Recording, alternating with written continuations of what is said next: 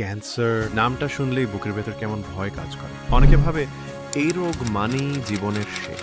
কেউ কেউ অ্যালোপ্যাথি চিকিৎসায় লাখ লাখ টাকা খরচ করে, কিন্তু শেষ পর্যন্ত সুস্থ হতে পারে না। হতাশা আর নিরাশায় থেকে যায়। কিন্তু আশার আলো এখনো নিভে যায়নি। বাংলাদেশের একজন নিবেদিত প্রাণ চিকিৎসক আছেন, cancer specialist doctor SM. Sarwar. তিনি শুধু একজন ডাক্তার নন, তিনি অনেক পরিবারের কাছে জীবনের শেষ ভরসা। তার হাতে চিকিৎসা নিয়ে ইতিমধ্যে ৪,০০০-এরও বেশি ক্যান্সার রোগী সুস্থ হয়ে নতুন জীবন ফিরে পেয়েছেন। যারা একসময় ভেবেছিলেন সব শেষ, আজ তারা হাসছেন, স্বাভাবিক জীবনে ফিরেছেন, পরিবারের সঙ্গে নতুন করে স্বপ্ন দেখছেন। ডক্টর সারোয়ার শুধু ক্যান্সার নয়, নানান জটিল রোগেরও চিকিৎসা দিয়ে থাকেন।